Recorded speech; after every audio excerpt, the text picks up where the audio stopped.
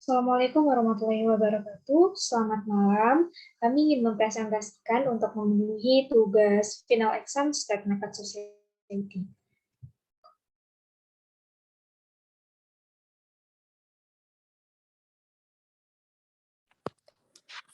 Korupsi, kolusi, dan nepotisme secara umum sederhana. Korupsi dapat diartikan sebagai penyalahgunaan kekuasaan atau kepercayaan untuk kepentingan pribadi.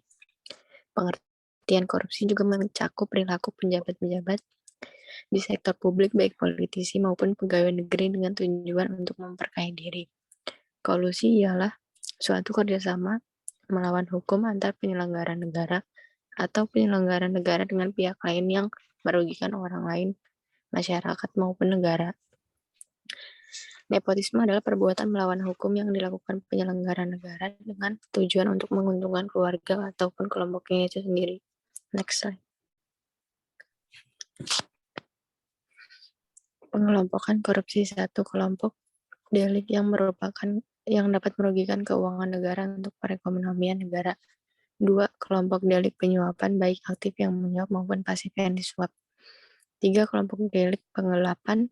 Empat, kelompok delik pemerasan yang dalam kelompok pemerasan dalam jabatan. 5, kelompok delik yang berkaitan dengan pemborongan. Faktor penyebab terjadinya KKN adalah 1, faktor politik dan kekuasaan. 2, faktor nepotisme, masih kentalnya semangat nepotisme baik di sektor publik maupun swasta di daerah terutama dalam penempatan posisi yang strategis tidak jarang kemudian menimbulkan penyalahgunaan kewenangan, terutama bersangkut paut dengan keuangan negara. 3, faktor ekonomi. Analis rendahnya gaji sebagai sebab korupsi adalah sebuah apologi yang tepat. 4, faktor pengawasan. Lemahnya fungsi pengawasan yang dilakukan oleh lembaga pengawasan keuangan seperti BPK. Terima kasih. Selanjutnya. Yang selanjutnya itu ada peringkat korupsi di Indonesia. Dalam laporan terbarunya, TI atau Transparency International Indonesia merilis skor IPK atau Indeks Persepsi Korupsi pada tahun 2020, yakni turun berada pada skor 37 dalam skala 0 sampai 100, yang mana skor ini turun 3 poin dari tahun 2019 lalu, yaitu berada pada skor 40.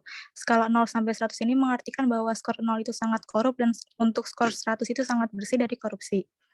Turunnya angka IPK ini juga membuat posisi Indonesia turun menjadi peringkat 102 dari 180 negara yang dilibatkan. Sebelumnya Indonesia ini berada pada posisi peringkat 85 pada tahun 2019. Hal ini dibandingkan dengan negara-negara Asia Tenggara lainnya, IPK Indonesia ini berada pada peringkat 5 di bawah Singapura yang mana berada pada skor 85, lalu Brunei Darussalam pada skor 60, ada pula Malaysia pada skor 51 dan Timor Leste pada skor 40. Namun Indonesia ini masih berada di atas Vietnam dan Thailand yang memiliki skor yang sama, yakni 36, lalu Filipina dengan skor 34, Laos dengan skor 29, Myanmar dengan skor 28, dan Kamboja dengan skor 21. Next slide.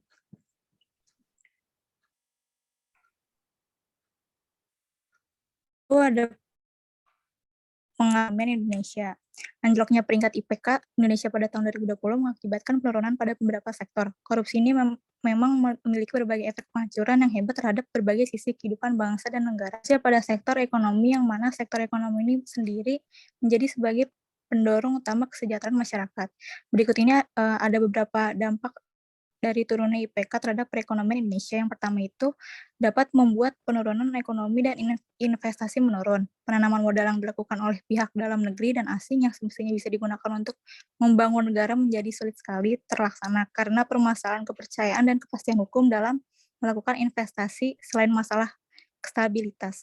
Lalu kondisi negara yang korup ini juga akan membuat pengusaha multinasional meninggalkannya karena investasi di negara yang korup akan merugikan dirinya karena memiliki biaya suluman atau yang biasa kita kenal sebagai uang sogokan yang cukup tinggi.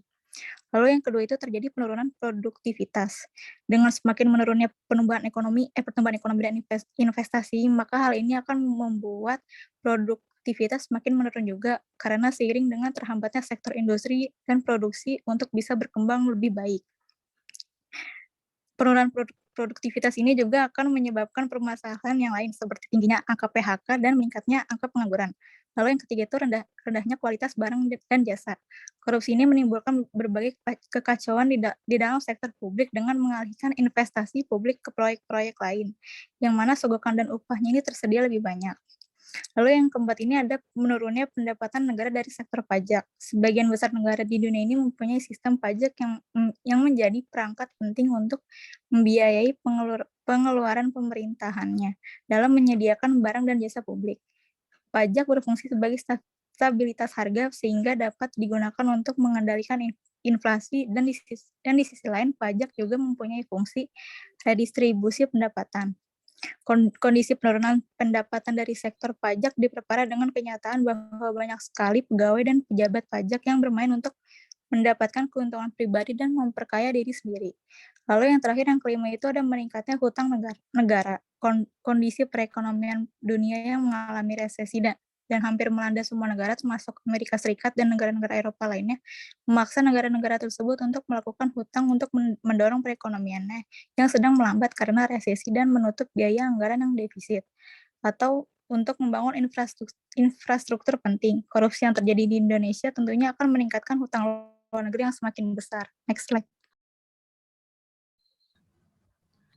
Lalu selanjutnya melihat pada politik ekonomi yang dimana tahun 2021 yang dimana pandemi yang terus meningkat akan mengganggu proses pemulihan ekonomi sedang berjalan. Dengan ini pemerintah Indonesia juga berharap perekonomian pada kuartal 2 dapat tumbuh hingga 8% year on year. Namun nyatanya dalam hal ini bahkan Menteri Keuangan Sri Mulyani Indrawati mengatakan bahwa perekonomian Indonesia yang diramal tumbuh tinggi di kuartal 2 harus pasrah tidak tercapai. Bahkan perekonomian di kuartal 2 diproyeksi hanya berada di kisaran 3% sampai 5% year on year. Selain itu, kondisi perekonomian nasional di kuartal 3 tahun 2021 sangat bergantung dengan kebijakan yang akan diambil oleh pemerintah. Dengan kebijakan yang telah pemerintah buat, yaitu PPKM, dan juga adanya pengurangan positif COVID-19. Maka tidak menutup kemungkinan pertumbuhan ekonomi kuartal 3 akan kembali negatif. Next slide.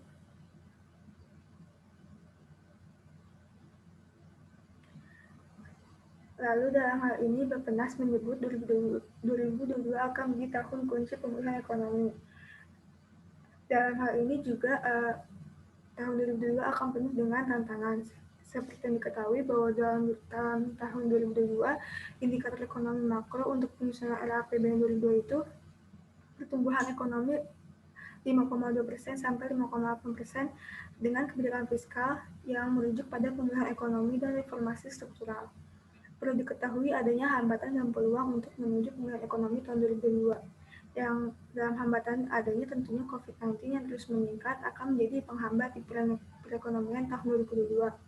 Seperti dengan lambannya pelaksanaan vaksinasi juga dapat menjadi faktor penghambat, yang dimana diharapkan jika proses vaksinasi dipercepat akan menjadi penurunan tajam perekonomian. Lalu kasus korupsi yang terjadi oleh para aktor politik di kala meningkatnya COVID-19 juga dapat menjadi penghambatnya pemulihan ekonomi nasional di tahun 2022. Lalu adanya peluang, yaitu dengan adanya UU Cipta Kerja nomor 2 tahun 2020, akan meningkatkan kapasitas produksi dan kinerja perekonomian ke depan. Dalam hal ini mengenai pembangunan infrastruktur dasar dan digital, peningkatan penguasaan teknologi, peningkatan efisiensi produksi, dan juga peningkatan keterampilan tenaga kerja. Lalu juga sektor industri juga dapat mendorong pertumbuhan ekonomi tahun 2022. Dalam hal ini tentunya dengan harapan industri dapat tumbuh di kisaran 5,6 sampai 6,3%. Next slide.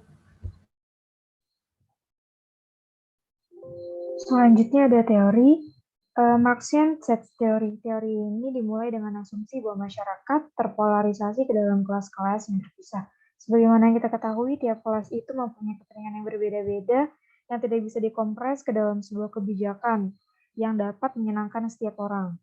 Nah, pendekatan teori ini melihat adanya tensi antara politik dan ekonomi dan peran negara sebagai organ yang memelihara keterlibatan sosial, dan negara adalah bagian dari superstruktur. Hal ini didominasi kelas dan opresi dari satu kelas terhadap yang lainnya. Kelas-kelas bisa saja muncul dalam suatu masyarakat di mana individu-individu tidak berhubungan atau tidak tanggap terhadap kepentingan bersama atau secara politik tidak terorganisasi dengan baik.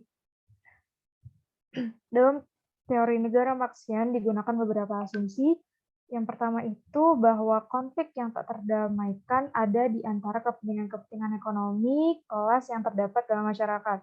Konflik antar kelas tersebut mengancam ketertiban sosial. Untuk menciptakan ketertiban sosial perlu dirancang sebuah organisasi sosial untuk memenuhi kepentingan-kepentingan ekonomi satu kelas dan bukan kelas yang lainnya.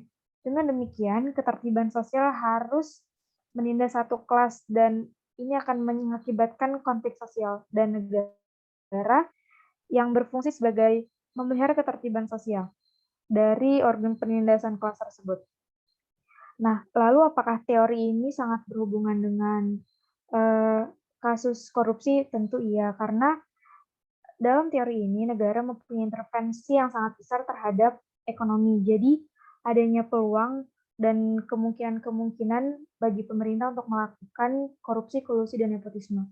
Selanjutnya, kesimpulan. Berdasarkan pemaparan di atas dapat disimpulkan bahwa penyalahgunaan kekuasaan atau kepercayaan yang dilakukan pejabat di sektor publik dengan tujuan untuk memperkaya diri mengakibatkan dampak pada perekonomian. Bahkan tindakan korupsi ini menyebabkan posisi Indonesia turun menjadi peringkat 102 dari 180 negara. Sebagaimana yang dijelaskan oleh Devi, tentu hal ini berpengaruh terhadap perekonomian negara, yakni membuat pertumbuhan ekonomi dan investasi menurun. Lalu terjadinya penurunan produktivitas, rendahnya kualitas barang dan jasa, serta meningkatnya hutang negara. Selain itu, dengan keadaan pandemi yang juga membuat perekonomian terhambat dalam pelaksanaan pemulihan ekonomi nasional. Dengan begitu, dalam perekonomian tahun 2022 perlu diketahui hambatan dan peluang untuk pemulihan ekonomi nasional. Kasus ini berkaitan dengan teori yang kami pilih, yakni Marxian State Theory, yang dimana asumsinya bahwa masyarakat terpolarisasi ke dalam kelas-kelas yang terpisah serta melihat adanya tensi antara politik dan ekonomi. Sekian dari kelompok kami, terima kasih. Wassalamualaikum warahmatullahi wabarakatuh.